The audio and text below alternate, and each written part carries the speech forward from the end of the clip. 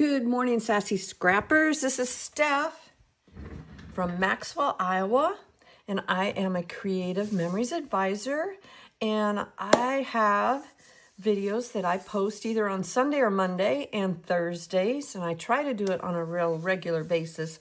Sometimes we make layouts, sometimes we have little tricks and tips, and today is a trick and tip day because I'm getting ready to go to an advisor's retreat in Chicago or near Chicago, and I've got a lot of my stuff packed. So I'm going to talk today a little bit about our cutting mat, and as you can see, mine is dirty, and if you look, I do have a short that shows you how to clean it, so I just need to do it. But our 13 by 13 cutting mats are excellent. They have the 90-degree and of course the 0 or the 90-degree angles marked on them. They also have 45-degree angles marked on them, and then the 30 or 60-degree angles marked on them. Now, the 30s and the 60s degree angles are not extended to clear out the lines that they make. Like the 45, so you can see the white line goes all the way. Those 30-degree angles do not. And I highly recommend you take a ruler and just extend those out, because when we're making some of our pages, a lot of times we'll need a 30-degree angle. And if you have your paper on here, you're not going to be able to see those angles unless you extend them out. So that's my first pointer, is to extend those out so that you can see those throughout the whole page. Let me grab a sheet of paper here and just kind of show you that. Okay, so if we have them right here, your paper on here, you can see where I have extended those 30-degree. Down here, they're getting kind of worn off. I need to redo it. 30-degree angles, so that if I need a 30-degree angle on my page, I can see that quite easily. Of course, the 45s come up here right in the corners, and our 90s, of course, are at 6 and 6 all the way around. So one little tip. Another little tip, and I noticed that I think we got this all from Megan Jacks a long time ago, and I think she just reposted about it, is the same type of thing with your jumbo circle.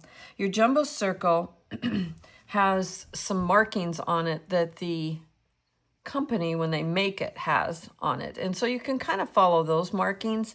But what you want to do is just basically you want to line up your jumbo circle and get it centered on your mat. That's the way I did it on my mat. And then of course the best idea is to turn it upside down so you can mark on it. And I took blue and red and black, so different colored markers, and then I marked at the 6s all the way around to get my 90-degree angles.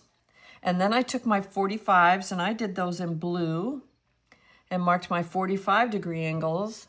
And then I did my 30 with, of course your 90s are in there too, with red, and just marked my circle all up. So it's all marked up. So and this is used a lot when you're punching like a Border Maker cartridge around into a circle, and Megan does a lot of that too. And so you will line it up a lot of times on the 30-degree mark, so you can have, see exactly where those 30-degree marks are and can mark them easily or whatever. But it comes in handy a lot of the times when you're making different things with your circle, jumbo circle. So that's just kind of my tip for the day.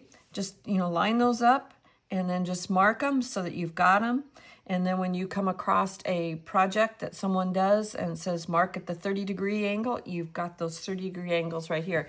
I've heard that they're talking about revamping our 12-inch trimmer a little bit. It's just rumor. I don't know. But some of the things I wish that they would do is put a 30-degree angle on the trimmer, like they have the 45-degree angle, which was great the last time they came out with the new trimmer. They put the 45 on. I think it would be great to have a 30-degree angle on there as well. And also if the top of the trimmer was 6 inches instead of 5.5, that extra ½ inch would save having to move out that arm quite a bit of the time. But that's just kind of Steph's opinions.